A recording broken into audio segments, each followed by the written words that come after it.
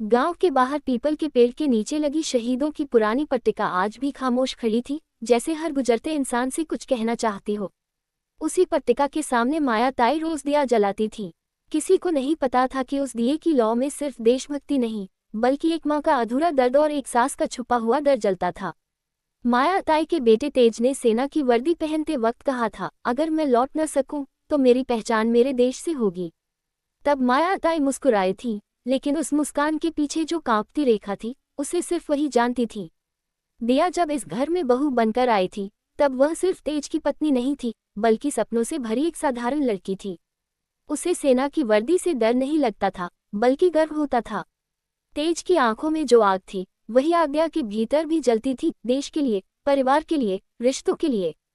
लेकिन माया ताई को दिया की यह आग कभी कभी चुभती थी। उन्हें लगता था, ये लड़की बहुत मजबूत है, कहीं मेरे बेटे की जगह न ले ले। तेज की पोस्टिंग सीमावर्ती इलाके में थी। घर में उसकी मौजूदगी सिर्फ छुट्टियों तक सीमित थी। जब भी वह आता, माया ताई का सारा ध्यान उसी पर होता। दिया चुपचाप सब देखती, समझती, लेकिन कभी शिकायत नहीं करती। उसे लगता था, एक माँ का हक है। पर माया ताई के मन में धीरे धीरे एक चाल चलने लगी, दिया को हर बात में परखने की, हर भावना में तौलने की। एक दिन खबर आई कि तेज की यूनिट को एक बेहद खतरनाक ऑपरेशन पर भेजा गया है। गांव में सन्नाटा फैल गया। माया ताई ने उसी दिन व्रत रखा, पूजा की और दया से कहा, अगर कुछ भी अनहोनी हुई तो उसका जिम्मेदार तू होगी। तू ही उसे इस आग में भेजने वाली है। दया का दिल कांप उठा। उसने पहली बार महसूस किया कि देशभक्ति और रिश्तों के बीच कितना नुकीला फासला होता है। ऑपरेशन के 3 दिन बाद सुबह सुबह सेना की जीप गांव में घुसी। माया ताई की सांस रुक गई। दिया के हाथ से पानी का गिलास गिर पड़ा। अफसर ने जो शब्द बोले, वे हवा में तीर की तरह गड़े। तेज देश के लिए शहीद हो गए। उस पर माया ताई की दुनिया उजड़ गई और दिया की जिंदगी थम गई। लेकिन दोनों के दर्द का रंग अलग अलग था। तेज का पार्थिव शरीर जब तिरंगे में लिपटा घर आया, पूरा गांव उमड़ पड़ा। भारत माता की जय के नारों के बीच दिया पत्थर बनी खड़ी थी। माया ताई रोती हुई भी लोगों से कह रही थी, मेरा बेटा शहीद हुआ है। उस वाक्य में गर्व था, लेकिन जैसे ही भीड़ छंटी, वही माया ताई फूट पड़ी। उन्होंने दिया की तरफ देखा और उनकी आंखों में एक नई आग जल उठी, दोष की आग। अंतिम संस्कार के बाद माया ताई ने दिया से कहा, अब इस घर में तेरा कोई काम नहीं। मेरा बेटा चला गया, तेरी वजह से। दिया ने पहली बार आवाज उठाई, माँ, तेज का सपना था ये। उसने खुद चुना था, लेकिन ये सच माया ताई के दिल को और जला गया। उन्होंने इसे बहस समझा, सम्मान नहीं। दिन बीतते गए, सरकार की तरफ से मुआवजे और सम्मान की बातें आईं। माया ताई हर मंच पर तेज की मां बनकर खड़ी होती, भाषण देती, आंसू बहाती। दिया को पीछे रखा गया, जैसे वह सिर्फ एक परछाई हो। लेकिन दिया चुप नहीं थी। उसने तेज की लिखी डायरी पढ़नी शुरू की। हर पन्ने में देश के साथ साथ दिया का जिक्र था, अगर मैं न लौटा तो दिया मेरी पहचान को आगे बढ़ाए। यही वह मोड़ था जहां कहानी ने नई चाल ली। दिया ने फैसला किया कि वह तेज के सपने को मरने नहीं देगी। उसने गांव के बच्चों के लिए एक फ्री कोचिंग शुरू की, शहीदों के बच्चों और गरीब परिवारों के लिए। माया ताई को ये पसंद नहीं आया। उन्हें लगा दिया उनकी छवि से आगे निकल रही है। उन्होंने गांव में फुसफुसाहटें शुरू कर दी, शहीद की विधवा होकर भी इतना आगे क्यों बढ़ रही है। एक दिन पंचायत में सवाल उठा, मुआवजे की जमीन किसके नाम होगी। माया ताई ने साफ कहा, मैं मां हूं, हक मेरा है। दिया ने पहली बार सबके सामने तेज की डायरी रख दी। उसमें लिखा था, मेरी शहादत के बाद सब कुछ दिया के नाम होगा, क्योंकि वही मेरी ताकत है। पंचायत में सन्नाटा छा गया। माया ताई की आंखों में आंसू नहीं, आग थी, अपमान की आग। उस रात माया ताई ने दिया से कहा, तूने मेरे बेटे की शहादत भी मुझसे छीन ली। दिया ने शांत स्वर में जवाब दिया, नहीं माँ, मैं उसे जिंदा रख रही हूँ। ये टकराव सिर्फ 2 औरतों का नहीं था, ये 2 सोचों की लड़ाई थी, एक अधिकार की, दूसरी बलिदान की। कहानी यही नहीं रुकी। अगले ही दिन दिया को धमकी मिली कि अगर उसने जमीन और सम्मान से हाथ नहीं खींचा तो उसकी कोचिंग बंद करा दी जाएगी। यह नया चैलेंज था, नई आग थी। दिया डरने वाली नहीं थी। उसने जिला स्तर पर शिकायत की, मीडिया को बुलाया और पहली बार शहीद तेज की पत्नी बनकर नहीं, बल्कि शहीद की विरासत बनकर खड़ी हुई। माया ताई दूर से ये सब देख रही थी। उनके भीतर एक अजीब युद्ध चल रहा था, माँ का दर्द बनाम सास का अहंकार। उन्हें पहली बार महसूस हुआ कि शहादत सिर्फ मरने का नाम नहीं, बल्कि हर दिन सच के लिए लड़ने का नाम है। तेज की शहादत के बाद घर में जो सन्नाटा पसरा था वह अब आवाजों में बदल चुका था, फुसफुसाहटों की, सवालों की और आरोपों की। माया ताई का चेहरा अब पहले जैसा नहीं रहा था। उनकी आंखों में मां का दर्द कम और अधिकार छिन जाने का डर ज्यादा दिखने लगा था। गांव में लोग अब तेज को नहीं बल्कि दिया को देखने आने लगे थे, उस बहू को जो रोई नहीं, टूटी नहीं, बल्कि खड़ी रही। यही बात माया ताई को सबसे ज्यादा चुभ रही थी।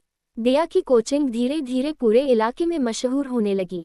शहीदों के बच्चे, गरीब परिवारों के युवा सब वहां पढ़ने आने लगे। दीवार पर तेज की एक बड़ी तस्वीर लगी थी जिसके नीचे लिखा था, शहादत अंत नहीं, शुरुआत होती है।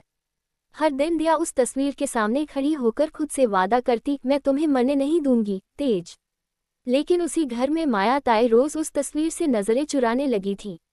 उन्हें लगता था जैसे तेज अब उनका नहीं रहा बल्कि इस बहू का हो गया है। एक शाम गांव के कुछ प्रभावशाली लोग माया ताई के घर आए। उनके शब्द मीठे थे लेकिन इरादे जहरीले।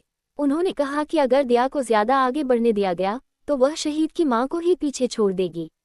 किसी ने यह भी कहा कि सरकार से मिलने वाला सम्मान और सुविधाएं माया ताई के हाथ से निकल सकती हैं। बस यहीं से माया ताई के मन में एक नई साजिश ने जन्म लिया। उन्होंने दिया को बुलाकर कहा, अब बहुत हो गया, तू शहीद की विधवा है, कोई नेता नहीं। ये सब दिखावा बंद कर। दिया ने शांत स्वर में जवाब दिया, मां, ये दिखावा नहीं है, ये जिम्मेदारी है। ये शब्द माया ताई के भीतर आग बनकर फैल गए। अगले ही हफ्ते दिया की कोचिंग पर अचानक जांच बैठा दी गई। आरोप लगाए गए, गलत फंडिंग, नाम का इस्तेमाल, नियमों का उल्लंघन। बच्चे डरे हुए थे, माता पिता परेशान। दिया समझ गई कि यह सिर्फ सहयोग नहीं हो सकता। जब उसने सच्चाई जानने की कोशिश की तो सारी उंगलियां माया ताई की तरफ उठने लगी। उस रात दिया पहली बार फूट फूट कर रोई। तेज की डायरी उसके हाथ में थी। उसने कांपती आवाज में कहा, अगर मैं गलत रास्ते पर हूं तो मुझे रोक लो, लेकिन अगर मैं सही हूं तो मुझे ताकत दो। उसी पल उसने फैसला किया, अब वह सिर्फ बहू नहीं रहेगी, वह शहीद की आवाज बनेगी। दिया ने प्रेस कॉन्फ्रेंस की। उसने सारे कागज दिखाए, हर आरोप का जवाब दिया। मीडिया ने सवाल माया ताई से भी पूछे, क्या आप अपनी बहू के काम से खुश नहीं हैं? ये सवाल माया ताई के लिए सबसे बड़ा अपमान था। उन्होंने गुस्से में कहा, मेरा बेटा शहीद हुआ है और ये उसका नाम भुना रही है। ये बयान आग की तरह फैल गया। दिया टूट गई लेकिन झुकी नहीं। उसने एक चौंकाने वाला कदम उठाया। उसने तेज के नाम पर मिलने वाली आधी सुविधाएं सरकारी फंड में दान कर दी। ये खबर जब सामने आई तो पूरे जिले में चर्चा होने लगी। लोग कहने लगे, ये औरत सिर्फ बोलती नहीं, करके दिखाती है। माया ताई ये सब देख रही थी। उनके भीतर कुछ टूटने लगा था, लेकिन अहंकार अभी जिंदा था। इसी बीच एक नया मोड़ आया। सेना से तेज के एक साथी अफसर घर आए। उन्होंने माया ताई और दिया को साथ बैठाया और तेज के आखिरी पल की कहानी सुनाई। बताया कि कैसे तेज ने अपनी जान देकर अपने साथियों को बचाया था और कैसे उसने मरने से पहले कहा था, मेरी मां को कहना मैं डर कर नहीं मरा, और मेरी दिया को कहना वो पीछे न हटे। ये सुनते ही दिया की आंखों से आंसू बहने लगे, लेकिन माया ताई की आंखें पहली बार शर्म से झुक गईं। उन्हें महसूस हुआ कि उन्होंने जिस आग में दिया को जलाना चाहा, वही आग तेज की शहादत की थी। लेकिन कहानी यहाँ भी आसान नहीं हुई। गांव की राजनीति ने एक नया खेल शुरू कर दिया। कुछ लोग चाहते थे कि शहीद के नाम पर चुनावी फायदा उठाया जाए। उन्होंने माया ताई को आगे कर दिया और दिया को बदनाम करने की पूरी कोशिश की। पर्चे बांटे गए, बातें बनाई गईं, चरित्र पर सवाल उठाए गए। दिया के लिए ये सबसे बड़ा चैलेंज था। अब हमला उसके काम पर नहीं, उसके अस्तित्व पर था। उस रात माया ताई ने दिया को अकेले बैठे देखा। पहली बार उनके भीतर सांस नहीं, मां जागी। उन्होंने धीरे से पूछा, थक गई है क्या? दिया ने बिना देखे जवाब दिया, नहीं मां, बस सीख रही। ये शब्द माया ताई के दिल में उतर गए। उन्हें तेज की वो रात याद आ गई जब उसने कहा था, अगर मैं न रहा तो दिया को समझना। पहली बार माया ताई ने महसूस किया कि असली शहीद सिर्फ तेज नहीं है, बल्कि हर वो इंसान है जो सच के साथ खड़ा रहता है। लेकिन फैसला अभी बाकी था। अगला दिन पंचायत का था, जहां अंतिम निर्णय होना था, दिया को आगे बढ़ने दिया जाए या नहीं। माया ताई जानती थी, वहां उन्हें बोलना होगा। सवाल ये था, मां बनकर या सास बनकर। पंचायत भवन उस दिन किसी अदालत से कम नहीं लग रहा था। बाहर भीड़ थी, भीतर सन्नाटा। हर आंख फैसले की इंतजार में थी। माया ताई सामने की कुर्सी पर बैठी थी, सीधी, कठोर, लेकिन भीतर से टूटती हुई।